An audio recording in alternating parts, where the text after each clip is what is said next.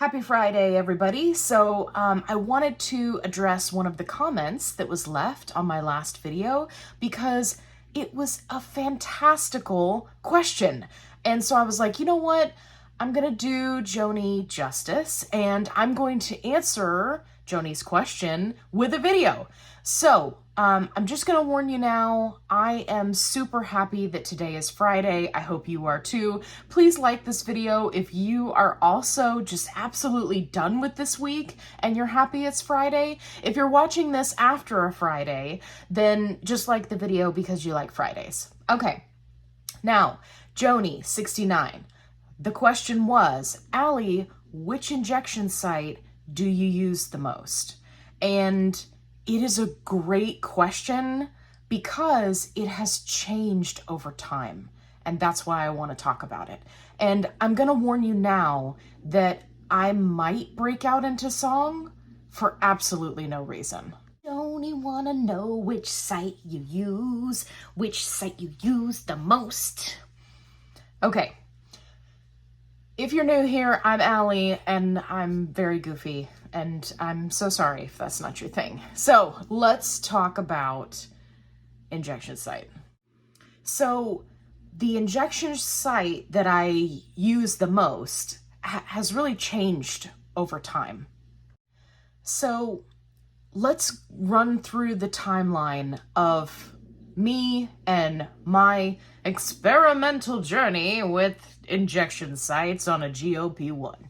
So to start out, everything that I had read in the support groups was like, hey, you know, if you're just starting out, start out with the thigh because there's fewer side effects and it might go easier on you. So start with the thigh. It's really easy to do. So I decided to go with that advice and started with the thigh injection. And it worked really well. Very easy to administer. I have videos, earlier on my channel showing how to do it if it's something that you'd like to see. It was also a relatively good site as far as pain goes.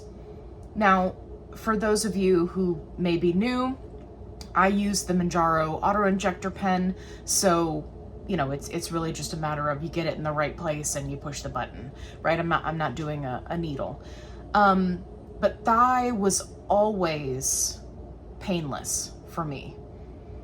With the exception of when I tried an injection one time that I did not allow to come to room temperature before doing the injection, that one hurt. Again, on the thigh, don't know why. It was just painful. So for a while there, I was just kind of alternating thighs.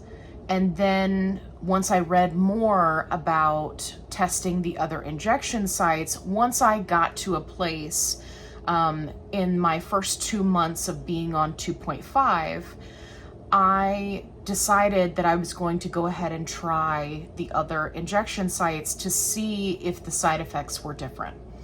So then I did a torso, right? Abdomen, stomach area, and then I also did back of the arm. Back of the arm was the worst. I literally, in all these months, and I'm now coming up on my 1-year anniversary, I only did an arm injection one time. It hurt, side effects were terrible. That's just how it went for me. There are other people who have great success with arm shots. So I'm just giving you my personal experience. So yeah, so I was like, all right, that one's out of the running. Thigh was good. Anywhere on abdomen, stomach area is good. And I even did that 1-month experiment where I did only abdomen shots. And if you haven't watched that video, make sure you go check it out because there's a lot of really interesting information there. So that's kind of like the journey up until recently. So recently I have lost 101 pounds. Yay! I don't have as much of a fat layer on my legs because of where I store my juicy fat, apparently. So the last 2 or 3 times that I tried to do a thigh injection, it hurt really bad. And I was like, I don't want to deal with this. Well, I think it's because, I just don't have as much padding in that area anymore. And so I had to transition to doing abdomen only, right? So, and for those of you who are not familiar, you want to measure 2 to 3 inches away from your belly button, right? And then go out from there. The European charts that show you where to do injections actually include the love handles. Little fun side note. So you'll see some European charts that show, a hole around the belly button, right? Don't inject there. And then it just goes out all the way to the sides. And if you still don't know where your love handles are, please Google it, because that hurts my soul. Okay. So I have been doing the majority of my injections in my abdomen, stomach area for a while because of the whole thigh thing. I knew that it would likely happen to me eventually because of my shape and how I'm built. I have a tendency to put on a lot of muscle in my thigh area, and now that gaining muscle has become a main focus of mine in my weight loss journey, it's probably only gonna get worse from here, right? I probably won't be able to do thigh injections anymore. I guess I could if I wanted to deal with the pain, but I mean, why would I? When I've got all that fluff in the middle, so I'll just keep injecting into there. So, to specifically answer the question, at the beginning of my journey, the injection site that I used most of the time was thigh, and I would rotate from thigh to upper thigh to lower thigh to right, and I would go back and forth because it was especially helpful when I was transitioning up in dose, because I knew that it would help keep those side effects to a minimum. I don't really have that luxury anymore because I'm not doing the thigh injections. So I do deal with increased nausea, which is, one of the main side effects for me in doing an abdomen injection. But it's not the end of the world. I personally have been very lucky that my nausea has been well maintained, with making sure that I eat in regular intervals, making sure that I get my protein in, and over-the-counter medications. I've really just been kind of lucky in that regard. So I haven't needed to get like a prescription, but if you have intense nausea, make sure that you're trying different locations, because you may find that you don't have that side effect elsewhere. For example, I don't, or very rarely, get nausea if I do a thigh injection. So yeah, it's really interesting, but it has changed over time. And I remember when I first started out thinking, gosh, it's like every person I see, doing their injections either on YouTube or TikTok, it's like they're always doing an abdomen shot. Always. And I think that it's just an easy location, it's easy to reach, and for many of us, that is our fluffiest region. So it is less painful.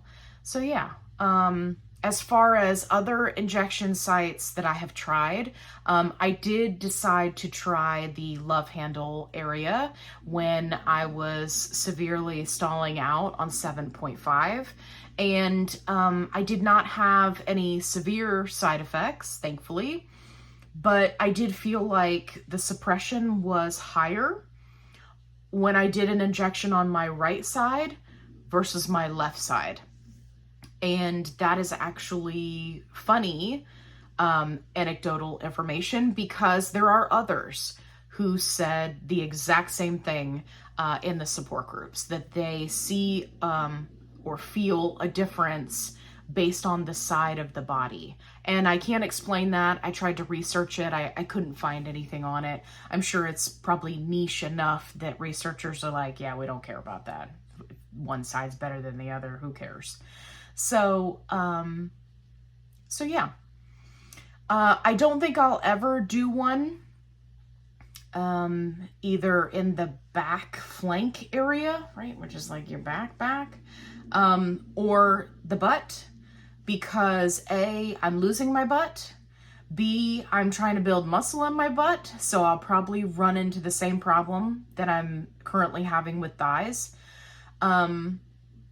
So I don't think I'll be trying that out.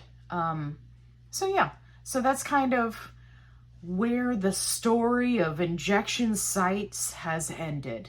So yeah, I'm sure at some point I will hit a much more significant stall than I have previously. And I will likely try back of the arm again, or I may try love handle again, right? It's really just going to depend on what's going on and how long I'm in a stall. But just remember that stalls are completely normal, and it's your body's way of kind of resetting. So a stall is not a bad thing. And I try to remind everyone that trying to rush through a stall, even though it's incredibly frustrating, if it's not a matter of, your calories, your exercise, right? If you're tracking everything and you know that you're doing everything right, a stall can just be your body doing a reset. You want your body to do the reset. And more people in the athletic communities are talking about stalls and how your body is resetting and what that means, both from a weight loss standpoint and from a building muscle standpoint. And it's really, really important that you give your body that break, A, so you don't lose all your hair, B, so that you can have a new reset as far as weight goes. And this is something that obesity specialists are talking more and more about, and I plan to talk more about in the future.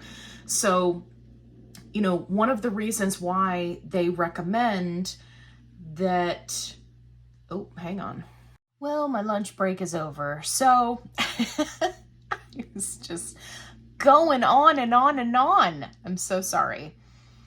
Okay, so anyway, obesity specialists have been talking about how your body needs to do a reset to then acclimate to this new weight level, right? So in short, and I'll talk about this more in the future because I'm kind of getting off on a tangent. I'm so sorry.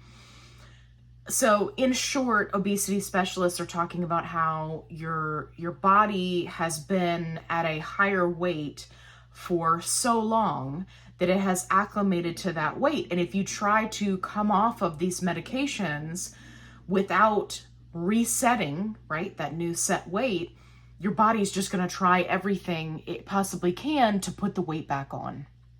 So anyway, I'm sorry I got off on a tangent. If you found this video helpful, definitely give me a thumbs up. If you have questions, make sure you leave them in the comments because I do read your comments, and I would be more than happy to answer your questions with a video of your own. If you're looking for a positive-only support group, I've got you covered. Link is in the description box below. And as always, be kind. Rewind.